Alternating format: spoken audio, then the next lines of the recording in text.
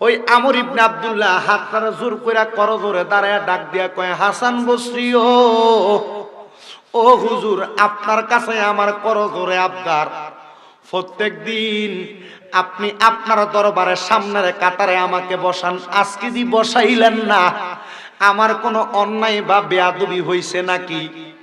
হাসান বসরি ডাক দিয়া কয়, রে আব্দুল্লাহ ইবনে আমর, এ আমর ইবনে আব্দুল্লাহ, তুমি যখন আমার দরবারে ঢুকছো, আমি হাসান বসরির শরীরটা ভার হইয়া গেছে। তোমার চেহারার মধ্যে প্রত্যেক দিন আমি যে নূরটা দেখতে পাই, আজকে আমার দরবারে ঢুকার পরে আমি সে নূরটা আর দেখি নাই। আমর ইবনে আব্দুল্লাহ ডাক দিয়া কয়, হুজুর হাসান বসরি, এটা কেমন কথা বললেন? আমার চেহারার মধ্যে নূর নাই, এতদিন নূর ছিল, এই জন্য আপনি আমার সামনে বসাইছেন। হুজুর, যেহেতু আপনি এতটুক পর্যন্ত বলতে পারছেন, আমার একটা বিশ্বাস, আমার চেহারা থেকে কেন নূর চলে গেছে আপনি সেটাও বলতে পারবেন। হুজুর, আপনি বলার কাম নাই, আমি আপনার একটা কথা বলি হুজুর, আমার ভিতরে তো আল্লাহর কোরআন ছিল। আজকে সকালবেলা থাইকা আমি আমর ইবনে আব্দুল্লাহ আল্লাহর কোরআন কত তেলাওয়াত করি, কিন্তু আমি কোরআন তেলাওয়াত করতে গেলে আমার মুখে দিয়া আল্লাহর কোরআন তেলাওয়াত আসে না। হুজুর, এটা কেন হইল আপনার কাছে জানতে চাই। ডাক দিয়া কই, বাবারে, এমন কোন বড় গুনাহ করছো যে গুনার কারণে তোমার মুখ দিয়া কোরআন তেলাওয়াত বাহির হয় না? এবার ওই হুজুরটা আমর ইবনে আব্দুল্লাহ ডাক দিয়া কই, হুজুর, আমি অন্য কোনো খারাপ কাম করি নাই। আমার দরবারে একটা ছাত্র আসছে, যে ছাত্রটা আসার পরে আমি তার দিকে খারাপ দৃষ্টি দিছিলাম, এই জন্য মনে হয় আমার জবান দিয়া আর কোনো কথা আসে না। হুজুর, আপনি আমার এটার একটা সেবা কেমনে হইব, এটার একটা সমাধান কেমনে হইব, আপনি আমার এমন একটা রাস্তা দেখাইয়া দেন না। হাসান বসরি কয়, বাবা, এই রাস্তাটা আমি তোমারে দেখাইতে পারবো না, তুমি এই মুহূর্তে মক্কা নগরীতে চইলা যাও, মক্কা নগরী অথবা মদিনা নগরীতে চইলা যাও। বলে, হুজুর, কেন কেন কেন? বলে, মদিনা নগরীর মধ্যে গেলে মসজিদে নববীর বারান্দায় আমার নবীজি আহলে সুফার 70 মতান্তরে 72 জন সদস্য নিয়া আমার নবী বক্তব্য দিত, আমার নবীর কথাগুলা তারা লিখে রাখতো, লিপিবদ্ধ করত। এখনো পর্যন্ত মসজিদে নববীর বারান্দায় আহলে সুফাদের মতো অনেক বড় বড় ওলামায়ে কেরামরা বয়ান করতে থাকেন। যারে বাবা যা, ওই জায়গার মধ্যে দেয়া বড় একজন আলেম দিন দেখবা, আল্লাহর ওলি দেখবা, উনি তোমার যে সমাধান দেয় তার থেকে তুমি সমাধান নিবা। বাজান রে, ও আমার ভাইয়েরা, বাবারা, বন্ধুরা, এবার আল্লাহর বান্দাটা ওই যাইতে যাইতে যাইতে যাইতে মক্কা নগরীতে গেছে, মক্কাতে যাইয়া হজ সম্পূর্ণ করছে, কিন্তু তার জবান দিয়া আল্লাহর কোরআন আসে না। এবার মদিনাতে যাইয়া ওই আল্লাহর বান্দা আমর ইবনে আব্দুল্লাহ যখন মদিনা নগরীর মধ্যে প্রবেশ করলো, ঢুকার পরে দেখতেছে মদিনা নগরীর বারান্দার মধ্যে অনেক মানুষ ওই জায়গায় বয়ান শুনতেছে, অনেক মানুষ বয়ান শুনতেছে, আর সুন্দর নুরানি চেহারাওয়ালা একটা ব্যক্তি, মাথাটা কেমন জানি ঘুমটা দেওয়া মাথাটা দিয়া ওই ব্যক্তিটা বয়ান করতেছে। ওই ব্যক্তিটার বয়ানগুলা শোনার পরে অনেক মানুষ ওই মজলিসের মধ্যে কেমন জানি বেহুশ হইয়া পড়া যায়, কিন্তু ওনার মনের মধ্যে বড় চিন্তা, ঘুমটাটা দেওয়া চেহারাটা কেন তোলে না? খাটো খাটো মানুষ দেখা যায়, আমারে হাসান বসরি ওনার সন্ধানে আসার কথা বলছে, উনি যদি আমারে দোয়া কইরা দেয় তাইলে আমার আল্লাহর কোরআন তেলাওয়াত আমার মুখে দিয়া বাইর হইব। ভাইও, এবার যখন ওই আল্লাহ পাকের বান্দাটা সামনের কাতারে যায় না, পেছনের কাতারে বইসা রইছে, পেছনের কাতারে বসতে দেরি, এমন টাইমে যে ব্যক্তি বক্তব্য দিতেছে সবাইকে ডাক দিয়া কয়, ও এলাকার মানুষ, তোমরা যে আমার সামনে বক্তব্য শুনতেছো, মাঝখান দিয়া জায়গা কইরা দাও, আমাদের কাছে বড় মাপের একজন হাফেজে কোরআন আগমন করেছে, তারা সামনে আইতে দাও। আমর ইবনে আব্দুল্লাহ বড় অবাক হইয়া গেছে, কয়, এই ব্যক্তি আমার খবর জানলো কেমনে? হাসান বসরি খবর দিতে বসরা নগরীতে, আমি আইলাম মদিনা নগরীতে, এই ব্যক্তি আমি যে মদিনাতে আসছি, আমি যে একজন কোরআনে হাফেজ, খবর জানলো কেমনে? জোরে সুবহানাল্লাহ বলেন। আল্লাহর ওলিরা চাইলে খবর জানে না। কিসের মাধ্যমে? ইস্তেখারার মাধ্যমে। কিসের মাধ্যমে? ইস্তেখারার মাধ্যমে। আল্লাহর নবী যারা, ওনারা মুজিজার মাধ্যমে ওনারা গায়েবের খবরগুলা দিতেন না, আর আল্লাহর ওলি যারা, ওনারা ইলহামের মাধ্যমে, ইস্তেখারার মাধ্যমে ওনারা গায়েবের অনেক খবর সামনের দিকে কি হবে এগুলা বলতে পারে। বড় বড় আউলিয়া কেরামগণ এ সমস্ত বিষয়ে ভক্ত মুরিদানদের বিপদ আপদের ব্যাপারে ওনারা মানুষকে জানান করে দেয়। দেয় কি দেয় না? কথা বলেন না, দেয় কি দেয় না? দেয়। এই জন্য আউলিয়া কেরামকে অস্বীকার করা যাবে না, আউলিয়া কেরামের পথ ছাড়া যাবে না। আজকে সৈয়দপুর এলাকার সুন্নি যুবক ভাইয়েরা যে আউলিয়ার যে অলির স্মরণে এত সুন্দর মাহফিল করেছে, ওনার দামানটা ধরে রাখবেন। ওনার মাধ্যমে যেন আল্লাহ পাক আপনাদের দুনিয়া আখেরাত সম্পূর্ণ দিকগুলা যেন পরিপূর্ণ করে দেয়, সেদিকটাও চিন্তা করবেন। আল্লাহ কবুল। আমর ইবনে আব্দুল্লাহ উনি যখন মনে মনে চিন্তা কইরা উনি সামনের দিকে আবার যাচ্ছেন, সামনে দেয়া বসছেন, অনেকভাবে চেষ্টা করে ঘুমটাওয়ালা মুখটা দেখার জন্য। আমর ইবনে আব্দুল্লাহ দেখতে পারে না। এবার যখন ওনার বয়ান করা শেষ হয়ে যায়, সকল মানুষ ওনার সামনে থেকে একজন একজন একজন একজন করে চলে যায়। যাওয়ার পরে রে বাবারা, আমর ইবনে আব্দুল্লাহ ওই লোকটার সামনে বইসা রইছেন। ডাক দিয়া কয়, হুজুর আমারে আপনার কাছে হাসান বসরি ফাটাইছে। উনি কয়, জানি। আপনি জানেন কেমনে? আপনার কাছে তো হাসান বসে আসে না, উনি তো এখনো বস্ত্রানগরীতে। বলে এগুলা তোমারে বলা যাবে না, এগুলা জানার আরো কিছু মাধ্যম আছে। বলে ঠিক আছে হুজুর, জানলাম। বলে হুজুর আমি একটা খারাপ কর্মকাণ্ডে লিপ্ত হয়েছি, আমি গুনাহটা করি নাই, তবে অন্তরে গুনাহ করার নিয়ত করছি। নিয়ত করলে গুনাহ লেখা হয়ে যায়। কথা বুঝেন নাই? গুনাহ করবেন মনে মনে চিন্তা করতেছেন, গুনাহ লেখা হয়ে যাবে। আবার সওয়াব করবেন চিন্তা করতেছেন, করতে পারেন না, মরে গেছেন সওয়াবটা করার আগে। মনে মনে নিয়ত করতেছেন, আল্লাহ আমি আগামী বছর বাইচে থাকলে উমরা করব অথবা হজ করব, করতে পারেন না, মারা গেছেন, আমল নামে হজের সওয়াব। গুনাহ করবেন নিয়ত করছেন মনে মনে, আরে রাস্তা দিয়ে যামু, খলাডি ফাইক্কা রইছে, দাঁড়া খাইটটা লই আইমুনি, শেষ গেছে, আমও গেছে গা, চালাও গেছে গা, সপ্তাহ দেয় বলে কিতা ভাই, ঠিক আছে নানি? আমার ভাইরা বাবারা বন্ধুরা গভীর মনোযোগ দিবেন। উনি বলে কি গুনাহ করছে এটাও জানি। আরে এটা কি কয়? কি গুনাহ করছেন আপনি এটাও জানেন? বলে হ্যাঁ জানি। বলে কেমন গুনাহ? বলে যে ছাত্রটা তোমার কাছে ইলমে দ্বীন শিখার জন্য গেছে, তুমি তার সঙ্গে আকাম করার চেষ্টা করছো। বলে হ্যাঁ হুজুর এটাই তো। হুজুর গুনাহ তো করি নাই, শুধু চিন্তা করছি করব।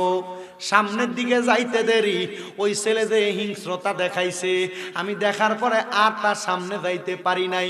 হুজুর গো তারা ছাইরা দিলাম, কিন্তু সকালবেলা আল্লাহর কোরআন নিয়ে বসলাম, এ পর্যন্ত এখনো পর্যন্ত আমার মুখে দিয়ে একটা কোরআনের আয়াত বাইর হয় নাই।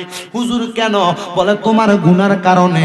তবে আমার আল্লাহ পাক রাব্বুল আলামিনের কাছে তুমি তওবা করো। যে ছেলেটা তোমার কাছে গেছে ওই ছেলেটা একজন কামেলে মুকাম্মেল ছেলে। হে আমার সৈয়দপুরের বাবারা, কামেলে মুকাম্মেল কি আপনি এখনো তো জানেন না? কামেল মানে পরিপূর্ণ, মুকাম্মেল মানে পরিপূর্ণর চাইতে পরিপূর্ণ। কেমন পরিপূর্ণ? যারা একবার পরিপূর্ণ হওয়ার পরে একটা বালতির মধ্যে পানি পরিপূর্ণ করলেন, আবার পানি দিলেন, পরিপূর্ণ হইয়া যেগুলা বাহির হইয়া উতরে পড়ে ওই পানিগুলা হইল পরিপূর্ণর চাইতে পরিপূর্ণ। আল্লাহর ওলিরা কামেলে মুকাম্মেল মানে ওনারা পরিপূর্ণ চাইতে আরো অধিক পরিপূর্ণ, পরিপূর্ণ চাইতে আরো অধিক পরিপূর্ণ। আলেমরা আলেম বানায়, আল্লাহর ওলিরা ওলিও বানায়, আলেমও বানায়। উনি ডাক দিয়ে বলে, বাবা যে ছেলেটার সঙ্গে কাজটা করছেন আপনি তার মা বাবা সম্পর্কে কিছু জানেননি? হুজুর জানি না, তার মা বাবা কেমন কি করে আমি কিছুই জানি না। যেহেতু আপনি জানেন না আপনারে আমি জানাইয়া দিতে চাই। বলে কি জানাইবেন? বলে ওই ছেলেটার মা এমন একজন মহিলা ছিল যে মহিলা চাইলে তার সন্তানকে আলেম বানাইতে পারত। বানায় নাই, বানায় নাই, বানায় নাই, কিন্তু ওই মহিলাটা দুনিয়ার জমিন থেকে ইন্তেকাল করছে। ওই মহিলার বড় নিয়ত ছিল ওনার সন্তান একজন আলেমে দ্বীন হবে। বলে হ্যাঁ আপনি দেখি সবে জানেন। ওই ছেলেটা আমারে এমন বদদুয়া দিছে, মনে হয় এই জন্য আমার গুনাহগুলা মাফ। হুজুর আমার গুনার কারণে আমার কোরআনটা আমার সিনা থেকে চলে গেছে। হুজুর আপনি আমার একটু দোয়া করে দেন না যেন আমার ভিতরে কোরআনটা চলে আসে। বলে বাবা তোমার ওযু আসেনি? বলে আছে। তুমি কি পারবা 2 রাকাত নামাজ পড়তে? বলে পারবো। বলে 2 রাকাত নামাজ পড়ো। ওই ব্যক্তি 2 রাকাত নামাজ পড়ছে। আল্লাহ পাকের বন্ধুটা ওনার মুখটা থেকে উনি বলে, বাবা তুমি আমলটা করো। হুজুর আপনার চেহারাই তো দেখলাম না, আমলটা করতাম কেমনে? এরে বাবা আমার চেহারা দেখা লাগবে না, চেহারা দিয়া কি করবা? তোমার আমল তো করার প্রয়োজন। আর তুমি যদি আমার চেহারা দেখো তোমার আমল করতে মন চাইতো চাইতো না ডরাইবা। হুজুর কি বলেন ডরাইয়া যামু?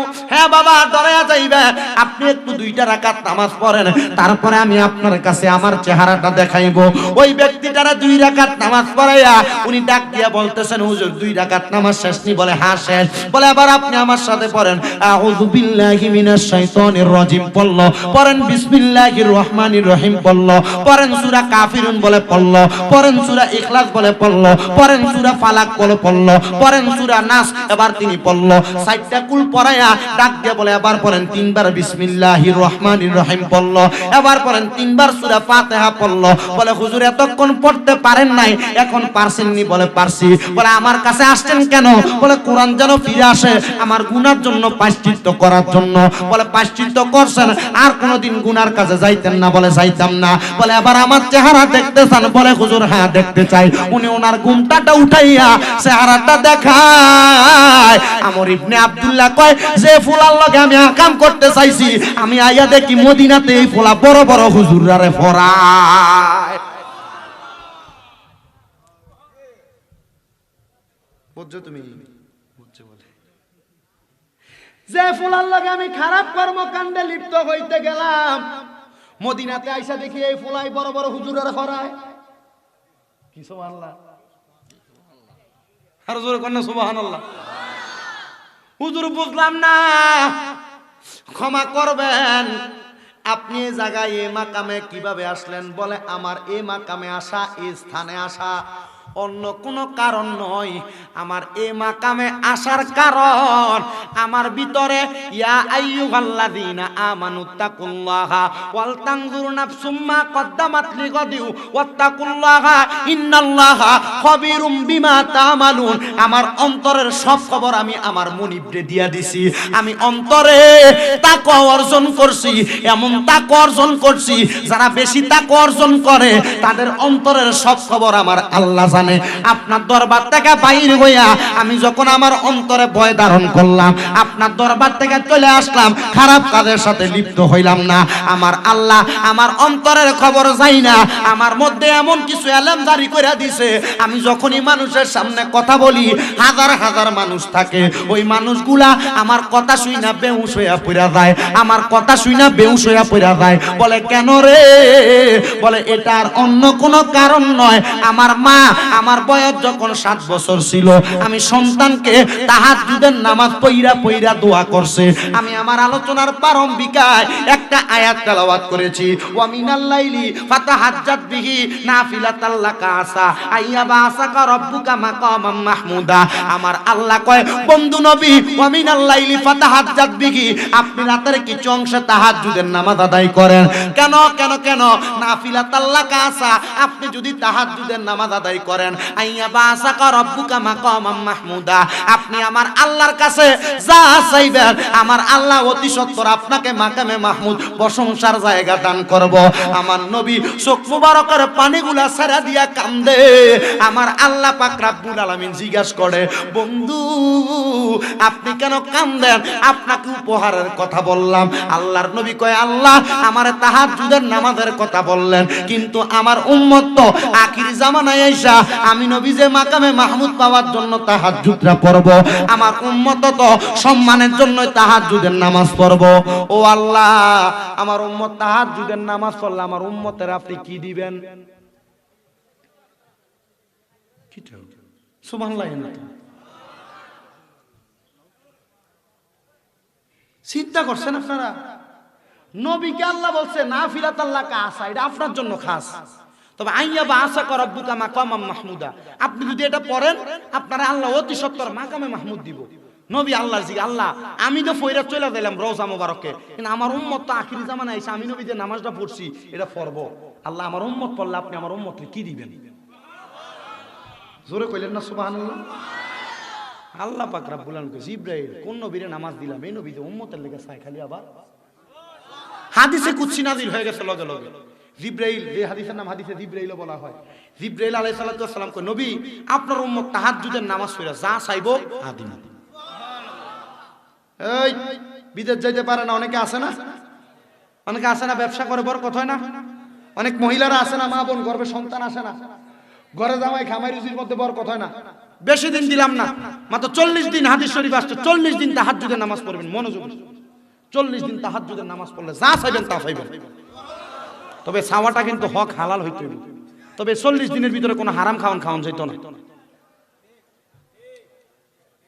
মারহাবা কইতেন না হুজুর, কষ্ট দিতেছে আপনারা।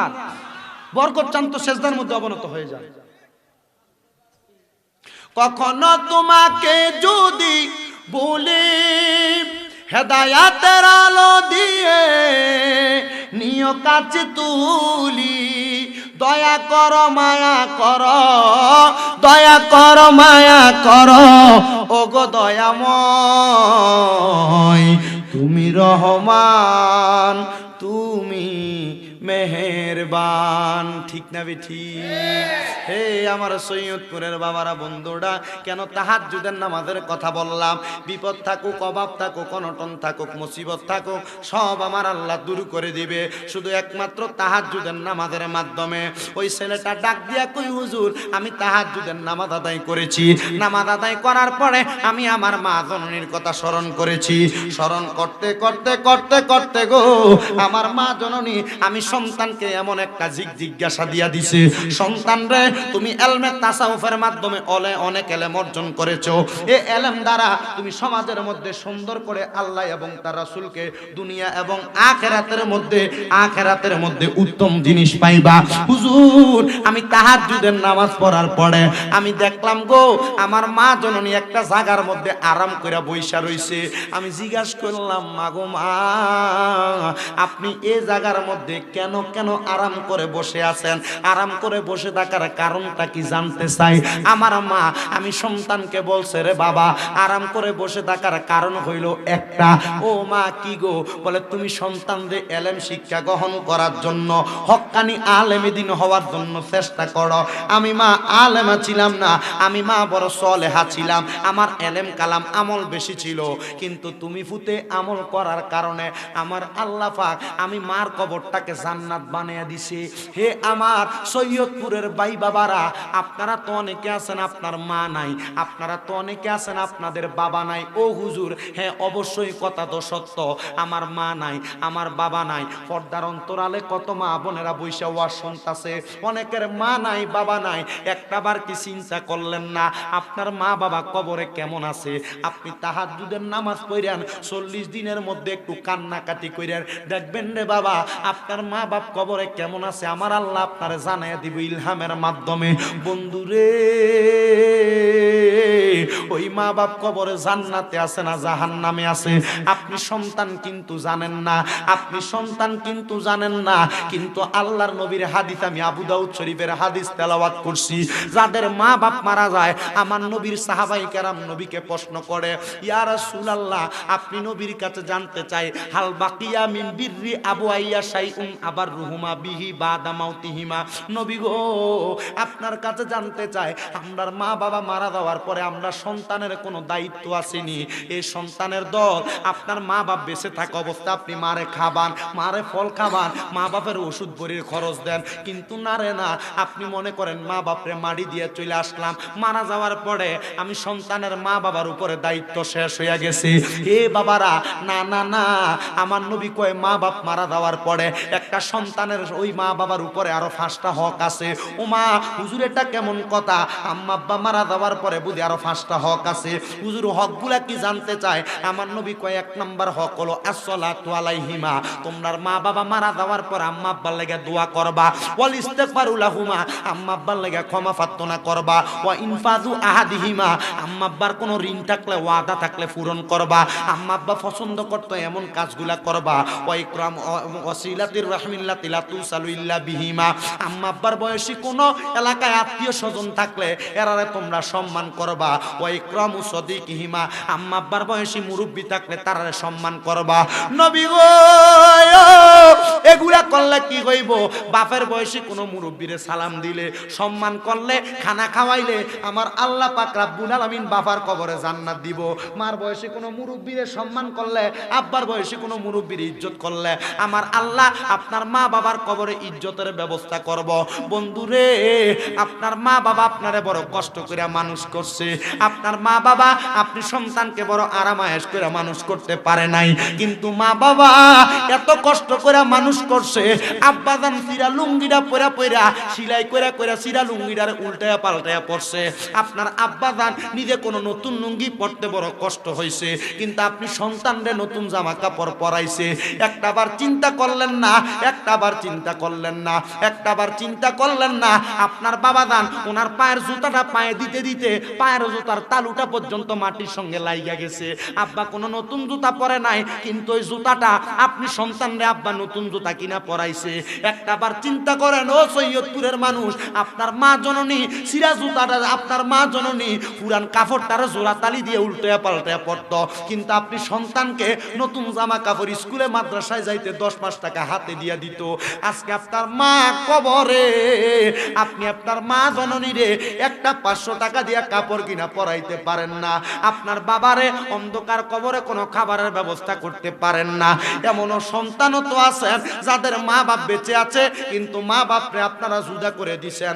মা এই ঘরে এক বেলা খায়, ওই ঘরে এক বেলা খায়, ওই ঘরে এক বেলা খায়, অথবা মা বাবা এক সপ্তাহ এই ভাইয়ের ঘরে খায়, এক সপ্তাহ ওই ভাইয়ের ঘরে খায়, এক সপ্তাহ ওই ভাইয়ের ঘরে খায়। এ সন্তান, আপনি কেন আপনার মা বাপরে এমন অবস্থা করলেন? ভুইলা গেছেন রে সন্তান, আপনার মা আপনার বাবা আপনার জন্য কত কষ্ট করছে।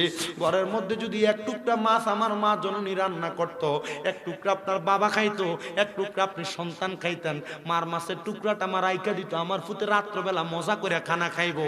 আজকে আপনার এমন মা কবরে, কিন্তু ওই মা জননীরা আপনি অনেকে আছেন মা বাবারে জুদা করে দিয়া রাখছেন। এ সন্তান, আপনার মা বাপ যেদিন মারা যাইবো, ওই মা বাপরে খাওয়ানোর মতো আপনার কোনো সুযোগ থাকবে না। আল্লাহর দোহাই লাগে, কোন সন্তান যদি এমন করে থাকো, দাও তোমার পাওটা আমার সামনে দাও, আমি আমার জিব্বা দিয়া তোমার পাওটা পরিষ্কার করে দিমু। যদি কোনো এমন সন্তান এখানে থাকো, এখান থেকে বাড়িতে যাইয়া আম্মা আব্বা দুইজনের পাগুলা আঞ্জা করে ধরবা, ধরে ডাক দিয়ে কইবা, মা এতদিন আপনার লগে জীবনে বড় অন্যায় করে ফালাইছি, আপনার সঙ্গে জীবনে বড় পাপ করে ফালাইছি, মাগো মা আল্লাহর হস্তে আমি সন্তানরে মাফ করে দেন, আল্লাহর হস্তে আমি সন্তানকে মাফ করে দেন। হে সন্তান, একটাবার চিন্তা করো, ওই আম্মা আব্বার কাছে যদি তুমি আম্মা আব্বা মারা যায় মাপ চাওয়ার মতো কোনো সুযোগ পাইতেন না, আম্মা আব্বা মারা গেলে আম্মা আব্বার কাছে ক্ষমা চাওয়ার মতো কোনো সুযোগ পাইতেন না। একটাবার চিন্তা করে দেখেন, আম্মা আব্বার কাছে মাপ চাইতে আপনার শরম লাগে, হুজুর মাপ চামু কেমনে? আল্লাহর নবী কয়ে শুধু মাপ চাওয়া নয়, মাঝে মাঝে সুযোগ পাইলে আম্মা আব্বার পায়ের মধ্যে সুমা দিবা। নবী গো, আমরা সুমা দিমু দূরের কথা, 2 ঈদের মধ্যে মা বাপের পায়ে ধরে সালাম করতে আমি সন্তানের কষ্ট হয়। বন্ধুরে, কষ্ট হইলে কি হবে? মা বাপের পায়ে ধরলে সন্তান ছোট হইয়া যায় না, আম্মা আব্বার পায়ে ধরে সালাম করলে সন্তান ছোট হইয়া যায় না। সুযোগ যখনই পাও আম্মা আব্বার পাগুলো আঞ্জা করে ধইরা মাপ চাইবা, দেখবা তোমার মা তোমার বাবা তুমি যখন মাপ চাও চোখের পানি ফালাইয়া কান্দে। কি গো মা, আপনি কেন কান্দেন? কি আব্বা জান আপনি কেন কান্দেন? জিজ্ঞাসা করলে দেখবেন মা বাপ দুইজন উত্তর দেয়, বাবা কেন কান্দি জানো? আমি মা বাবা এতদিন কষ্ট পাইছিলাম, তুমি বড় কষ্টে রাখছো, এখন মাপ চাইছো, আমি মা বাবার কলিজা ঠান্ডা হইয়া গেছে। বাজান রে, কষ্ট পাইছো, কষ্ট পাইছো, এখন মার কলিজাটা ঠান্ডা। এতদিন পর্যন্ত আমি মা কষ্ট পাইয়া কান্দতাম, এখন কষ্টে কান্দি না, এখন আমি মা জননী সুখে কান্দি। অনেক সন্তান আছেন বাড়িতে যে মা বাবার পায়ে ধরে মাপ চাইবেন কেমনে চিন্তা করেন। হুজুর যাদের বাড়িতে মা আছে তারা না বাড়িতে যায় মার পায়ে ধরে মাপ চাইবো, আমার বাড়িতে মা নাই, আমি বাড়িতে কার পায়ে ধরে মাপ চামু? হুজুর যাদের বাড়িতে বাবা আছে তারা বাড়ি যে বাবার পায়ে ধরে মাপ চাইবো, আমার যে বাবা নাই আমি বাড়ি যে কার পায়ে ধরে মাপ চামু? এ সন্তান, যাদের মা বাবা কবরে একটু চিন্তা কইরো না। আল্লাহর নবী কয়, মা বাপ মারা যাওয়ার পরে কোন সন্তান যদি আল্লাহর দরবারে হাতটা বাড়াইয়া কয়, রব্বির হামহুমা কামা রব্বায়ানি সগীরা,